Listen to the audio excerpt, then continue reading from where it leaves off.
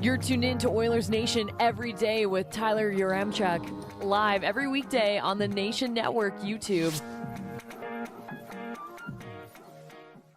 The Oilers are that much closer to clinching home ice in the first round, but the Pacific Division playoff situation it's still very confusing. We're working on a holiday. Let's get into it with the lead.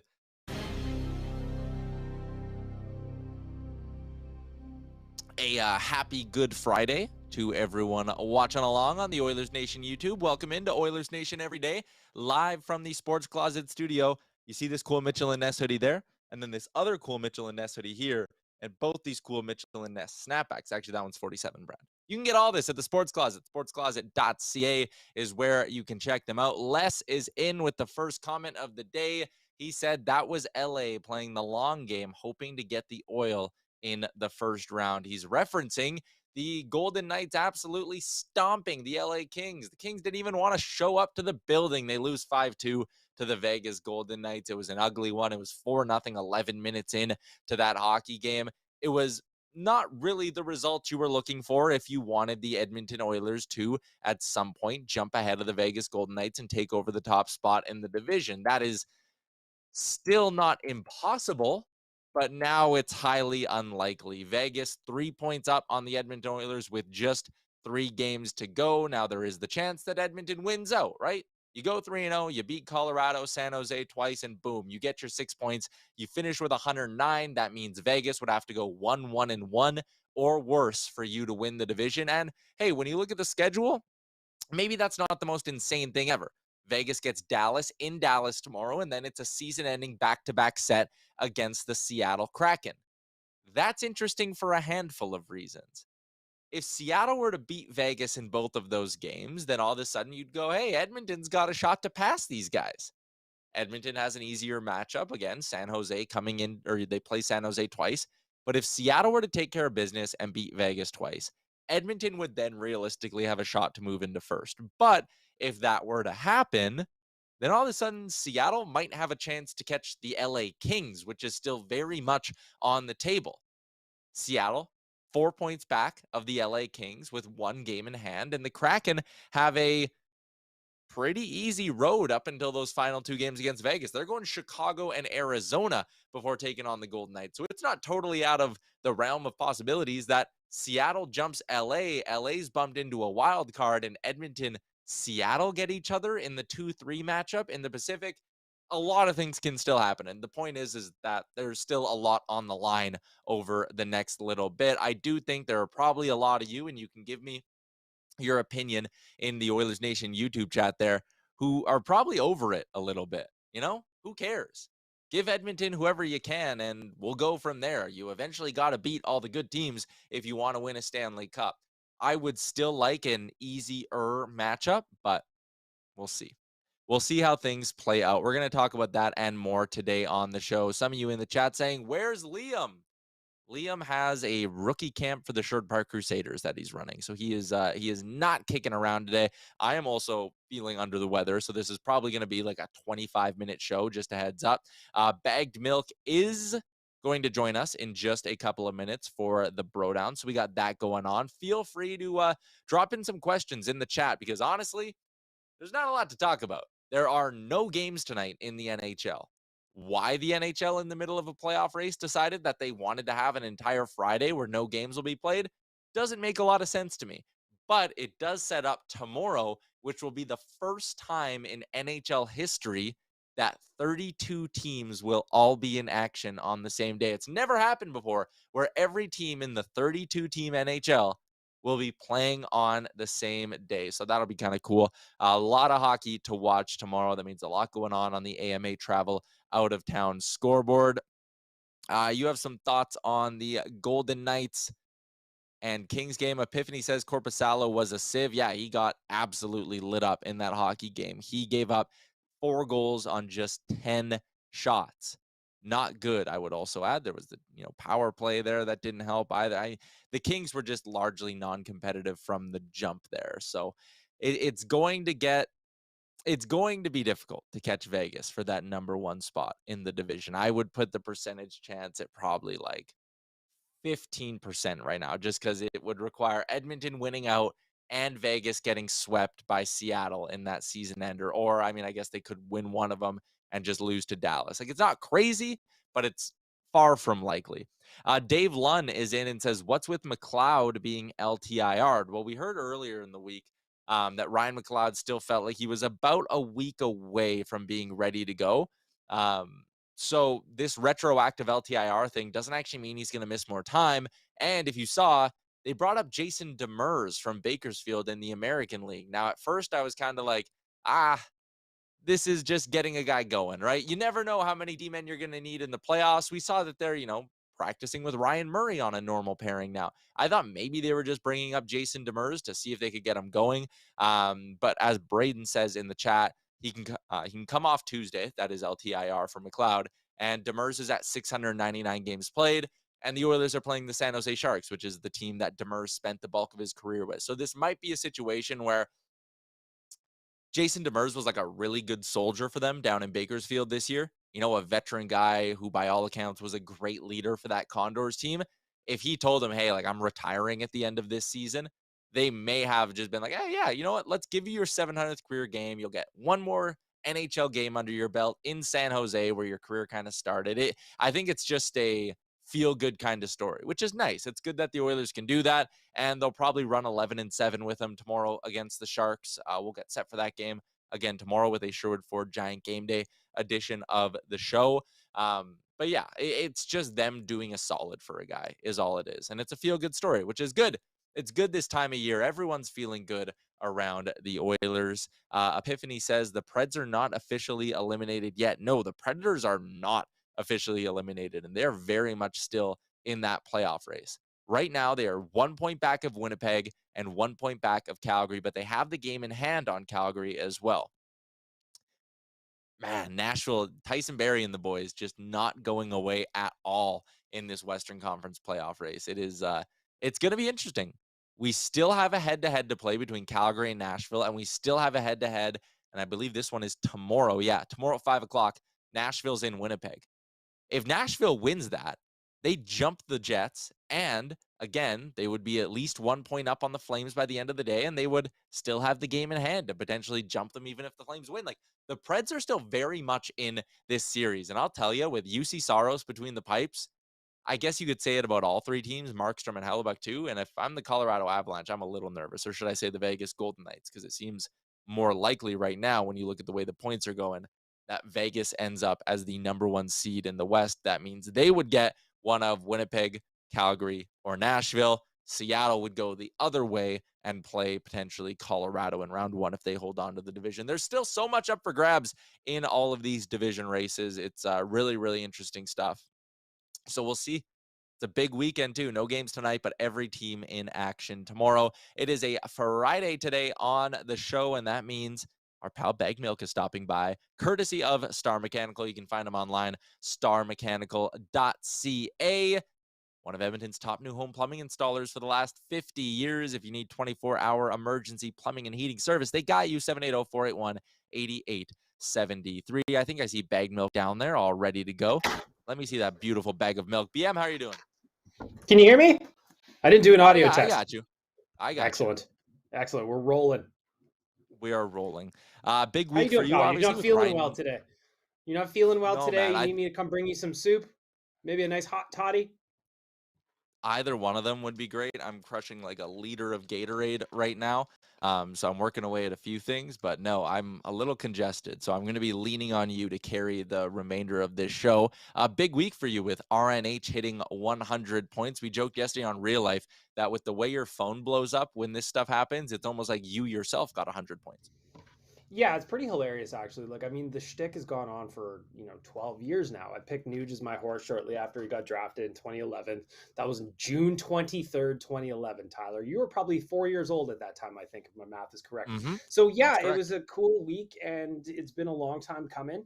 Even Nuge himself, after the game, said, listen, I probably didn't think I would get to 100 points in a season, but there he is. And I'm just super pumped for the guy because of all the players in Edmonton with all the milestones we've reached, this was the one that I was looking for the most. And to have it happen in game 798, he's almost at 800 games with the Edmonton Oilers, Tyler. So it's pretty cool for Nuge. It's pretty cool for everybody that's on board and a member of the Ryan Nugent-Hopkins fan club. Of course, I am the president, CEO, and chairman. So yeah, great week all around. Nuge is having a hell of a season. I'm pumped for him.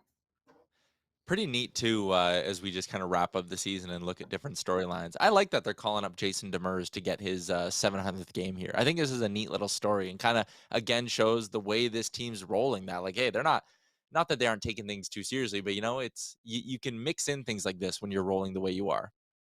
Well, there's that too. And according to Jason Greger yesterday on Twitter, Cody Ceci is going home because his wife is having a baby soon. So it just makes sense that Jason Demers is in Bakersfield. It's a bus ride for him. It's a quick Yeah. plane ride wherever Bakersfield is relative to San Jose. I'm not going to pretend I know the geography, but it's a cool story. Like you said earlier before I jumped on, he's sitting on 699 games, getting recalled to play game 700 against his former team. That's a cool gesture by the Oilers. And I don't think that it's like some major drop off, especially when you learn, oh, Cody Ceci's going to have a baby. They were going to recall somebody anyway, or just play the 12-6. I think it's neat. Why not? Give the guy a chance. The guy, it's not like you're putting in a raw rookie for game number 1 at this stage. Jason Demers has played a lot of years in the NHL. It's just that happened a while ago. So I think it's a really cool gesture by the Oilers. Super classy, and I like it. And finally, all those years after he and Lucic came to do their visit at Rogers Place, we'll finally see Jason Demers play a regular season game. That's heartwarming. That's just as heartwarming as Nuge getting .100. The trade was Hall for Larson and Lucic and Demers. Yeah. Now we can wrap it up. But only the one game for Jason Demers. Only the one game of Jason Demers. We just it was a time release. It was like one of those painkillers that you take that's got a time release on it. Just with him, it happened to be, 7 years it took. Yeah. That's fine. Yeah, that's fine. Our pal Rusty with a question in the chat, and it's centered around the Colorado Avalanche. They are dealing with a lot of injuries right now. Gabriel Landeskog still not 100% healthy. And then you got the issue now with Cale Makar being, quote, out indefinitely. That Avs team, and this almost speaks to the entire Western Conference, if the Avs don't have Makar or Landeskog for any stretch in the playoffs, this Western Conference is even more wide open than we think. Yeah, I think this is going to be a wild run in the playoffs because even like I was listening to you talk about just the wild card race, and you've got some teams that are kind of Calgary's put together a win streak here at the time when they needed it most. Winnipeg's going the complete other direction. It seems like Nashville is right in the mix. They shut out Carolina last night. So I just think no matter what happens in the Western Conference, the playoffs are going to get spicy. And with Colorado having some injuries the way they are, I think the West is wide open, and from an Oilers perspective, that is the perfect thing for them because they're playing their best hockey of the year right now, and I'm expecting them to run through some of these challenges. Yeah, the Oilers are absolutely peaking at the right time, and I got a story that's going up today at Oilers Nation, kind of piggybacking off what I talked about yesterday, where there's this really cool, unique feeling around the fan base right now that I've never really been a part of, where there is like a confidence and a swagger of like the Oilers are damn good and they can very easily go on a deep run this year. Last year was kind of like, can the Oilers? There wasn't this level of confidence amongst the fan base. And the point I made in the piece I wrote was, and I talked about this yesterday again, this isn't like some sort of windows closing, need to have a great season sort of thing. This is a feeling that I think the fan base should get used to, because look at this list here of all the key contributors for the Oilers. McDavid, Draisaitl, Nuge, Hyman, Nurse, Bouchard, Kane, all of those guys under team control or signed for at least 2 more seasons. Stuart Skinner, 3 more years. Ekholm signed, Ceci, Kulak, go down the list. All these important players are signed. They're all coming back next year and the year after. This is the Stanley Cup window opening for the Edmonton Oilers, and it's going to stay open for a little bit. Yeah, your article's up right now at Oilersnation.com, and I was reading through it, and it's hard not to get excited when you look at it that way. Like you said, the 5 of the top 6, they're going to be in, they're locked in, they're dialed in, and they're going to get better together. Next year, hopefully, knock on wood, we have a full season of Evander Kane and not a half season of Evander Kane. And that's going to contribute to the Oilers kind of really cementing themselves as Stanley Cup contenders on an annual basis. I just don't see anybody in the Pacific Division who's even going to get close to being as good as them. Yeah, it depends on the start. Obviously, if we have another start like we did this year, that kind of sets them back a little bit. But at the same point, the Oilers are finishing off so strong that it's hard to argue against them as a favorite coming out of the Pacific for the next little while. Yeah, when you look through the Pacific, like I don't think Vegas is in a spot where they're going to keep getting better year over year. They're a team that's very much built for right now and just right now. LA is going to be a bit of a problem for sure. Seattle, I don't view them as a long-term threat. Same thing with Calgary. The other California teams aren't that good. Like this should be the Oilers division for the next little while, and that is really really exciting. I talked about all the things as well that have been going right for the Oilers this year. And I find it weird. I don't think we're talking about Leon Draisaitl quite enough this year because I wanted to look up how big the gap was between Connor McDavid and every other season that's happened this century. So in the last 23 seasons in the NHL, he's at 148 points. That is by far the most productive since the calendar flipped to the year 2000 and we all survived Y2K. He's 20 points clear of Nikita Kucherov, but Leon Draisaitl now has the fourth most productive season in that span in the last 23 years, and he's only 6 points away from passing Kucherov and having the second most productive season ever. Like, it's not just McDavid doing historic stuff this year. Draisaitl's right there as well. I put out a clip on the Oilers Nation socials from my podcast, Better Late Than Never, the other day, where it's just kind of talking about how Leon gets no respect whatsoever outside of this market because he plays with Connor. And if the NHL made any sense whatsoever, Tyler, to me, you would have two Edmonton Oilers in the conversation for the Hart Trophy. I know that there's rules where you can only nominate one and it's an unwritten thing or whatever you want to call it, but there's no reason Leon Draisaitl doesn't deserve to be in that conversation. He would win an Art Ross Trophy if it wasn't for his teammates. How many of the last handful of years? There was a year where Jamie Benn won it with 87 points. Leon Draisaitl is dominating that number. He's a dominant force, and as the season's gone on, his production has picked up now that he's starting to feel better. He said a while back, even at the All-Star game, he wasn't overly happy with his game. Well, he's really turned it on down the stretch. The Oilers have really needed him, and he's pumped home a third 50-goal season. I don't know why Leon Draisaitl doesn't get more love just because he plays on the same team as Connor McDavid, but you're 100% right. He is doing incredible things for this team, and he's a lot of fun to watch. He's going to be a handful in the playoffs. Who is your non-Connor McDavid MVP then? Is it just a slam dunk for Leon Draisaitl, or is it maybe a guy like Stuart Skinner? And another thing I broke down is going through Stuart Skinner's season, but breaking it up into 10-game stretches. And his save percentage, first 10 games, 921. Next stretch, 905. 911, 904, and this current stretch, he's at a 915. That is remarkable how consistent he's been throughout the season. If you had to pick a non-McDavid MVP, is it Draisaitl or Skinner? Like Draisaitl's the choice because of points, probably, but in the grand scheme of the season, it's hard to ignore what Stuart Skinner has done because the reality is the Oilers' year, the 2022-23 campaign, would have been a flop without him. No offense to Jack Campbell, like he's starting to turn it around over his last couple of games. He had two great starts against Anaheim in back-to-back starts against them, but without Stuart Skinner, we're not talking about an Oilers team that is still in the mix for the division. We're talking about, can they scrape into a wild card spot? Are they even in the position to scrape into a wild card spot? So I like that pick. What I really hope though for Stu is that he gets some love for the Calder. I know Frank's talked about it on this show about how he would get his vote for the Calder. Stuart Skinner is a big reason the Oilers are at where they're at right now, and he deserves to be in the conversation. Like, he won't get any MVP consideration anywhere, but in Edmonton, he should. If we're doing internal awards, he should be in that top three conversation with Connor and Leon because he's super important to the team.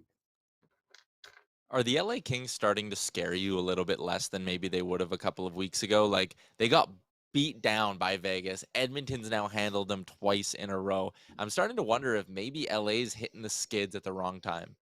I fear no one, to be honest. Looking at who the Oilers are likely to face off in the first round, I'm not worried about whatever matchup that they've got coming.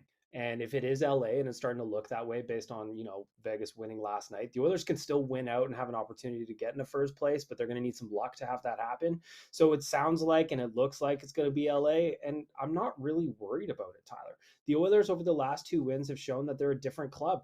When LA beat Edmonton the 2 times earlier in the season, this just wasn't the team they were playing. There was no Matthias Ekholm. There was no Vinny Desharnais. Vander Kane was hurt. The depth scoring wasn't popping like it is right now. The high-end players, albeit they've been productive all season, they weren't firing at the rate that they're at right now. So I'm not too worried about them. The top-end skill, not even close. The depth, hey, we're going to have a conversation. And I think the Oilers are starting to figure out how to manage the LA Kings trap. Before, they would get frustrated when the neutral zone was getting all clogged and there was all kinds of congestion. They would seem to get frustrated and try to force plays through. But in the last 2 wins, they haven't done that. They've been super patient and they've let LA give them openings and they've seized on those opportunities. Plus, the power play, if LA tries to fuck around and get a little bit cheap when they're playing the Oilers, the power play is going to destroy them. And you said it on, I don't know if it's real life or ONR, it doesn't matter, but Edmonton's starting to figure out that aggressive PK that LA deploys. And once they figure that out and they can do it consistently, which probably would happen over a 6-7 game series, I'm not too worried about the Kings, to be honest. I'm not saying I'm confident that this is going to be a rout or anything, but I'm not worried about them either. Yeah, I'm kind of starting to get there too. Like, I was worried about the Kings because you take a team that brought you to 7 games last year, and then you add in Fiala, healthy Arvidsson, healthy Doughty, Gavrikov, better goaltending in Korpisalo. And I was like, yeah, there's reason to be like, the Kings are going to give you a tough test. But in reality, I think outside of Seattle, there's not an easy matchup. When you look at these sort of playoff races throughout the Western Conference, there's a lot of really good hockey teams in there. And I still think the Oilers are the best of the bunch here. So going up against LA with home ice advantage, it doesn't really concern me either. Like, I would, again, prefer to play the Seattle Kraken. I'd prefer to play the Vegas Golden Knights, but I'm not going to be sitting here and betting against Connor McDavid because he's got to play the LA Kings. Like, I agree with you on the penalty kill point too. Like, LA is so aggressive that at some point Edmonton's going to figure it out and pick them apart. Like, to me, that can work against other teams that aren't as offensively gifted, that you can maybe frustrate a little bit with an over aggressive PK. With the Oilers, they're just going to sit there after you get them a couple of times and go, all right, we now know which way they like to move. We know the system they're running. We'll pick it apart. I don't think that's a recipe for long-term success The against last game, LA. the last game the Oilers played against LA a couple days ago, they went 2 for 4 on the power play and a perfect 4 for 4 on the PK.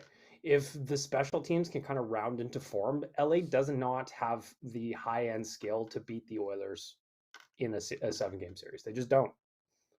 And it's like you said, Korpisalo, a big part of the reason that LA was even in those games and that it was a 3-1 and a 2-0 game, is that Korpisalo stood on his head. Well, as we saw last night against Vegas, he was bound to come down to earth. Him stopping 95% of the shots was just not realistic for that player historically. So I don't want to sound too confident because that was the exact same attitude I had against the Winnipeg Jets in the bubble year. But at the same point, I'm not worried about the LA Kings. And Tyler, like, with a little luck and some help with our friends from AMA Travel, like, maybe we get down to LA again, huh? A couple of sodies. Yeah, while you were giving not this answer, but the one before, I was looking up the Dodgers and Angels schedules. And if the Oilers have home ice, the Dodgers aren't around, but the Angels are. So another trip out to Angel Stadium, maybe. You never know. well, I've already got the Ohtani jersey. I'll just bring it with me. Ohtani Boys 2.0.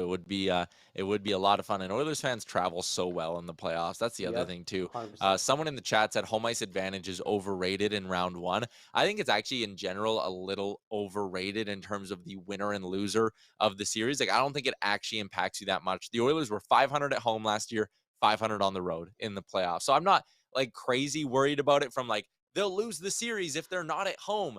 But the vibes of it all, BM, there is something about game one of the playoffs being in your own barn that I just think is way more fun for this fan base. 100%. And like, I generally agree with the sentiment, but at the same point, we were both at game 7 last year against LA. We were both in Rogers Place, and you could feel the energy pouring out of that place before the puck even dropped. You can't tell me that the crowd on top of the Kings all night long had no effect on the outcome. So, does it matter? Am I fearful of the Oilers not having a home ice? No. But do I want it? You're damn right I do. Bring it. City's going to be buzzing for the next couple of weeks. Thanks for hopping on today for another edition of the Bro Down BM. Anytime, pal. There you go. Baggedmilk Experience, as always, brought to you by our friends at Star Mechanical. Check them out online, starmechanical.ca. AMA Travel Out of Town scoreboard. And don't worry, I am fully aware that my audio is off. There's no need to comment anything. I don't know how to fix it, and I am not in the mood to do it. Tomorrow, all 32 teams in action. These are the games you're going to want to watch. Vegas in Dallas at 1:30. Obviously, Edmonton in San Jose at 2 o'clock Mountain Time. We'll be going live at noon Mountain. Same time as always, so make sure you subscribe to the YouTube so you don't miss anything. Nashville, Winnipeg, that is a big one. 5 o'clock puck drop there. And as we head into the evening, St. Louis is in Minnesota. Calgary is in Vancouver. Seattle hosting Chicago. Colorado is hosting LA. So you got 16 hockey games tomorrow. The Masters, the Jays, MLB in full force as well. NBA action. They're getting right down to the end of their regular season, getting into the play-in. It is a fantastic sports weekend, yes, and as Epiphany says, hammer the like button as well. Thanks to everyone who tuned in on a holiday. It's a short little edition of the show today because I'm going back to bed, but we will have a new episode of Oilers Nation Radio dropping this afternoon as well, probably around 2:30-ish, so you can look forward to that as well. Thanks for tuning in. Shout out to Sports Closet, AMA Travel, Betway, Star Mechanical, and Sherwood Ford. The Giant will talk to you again tomorrow, noon Mountain, with a Sherwood Ford Giant Game Day edition of the show.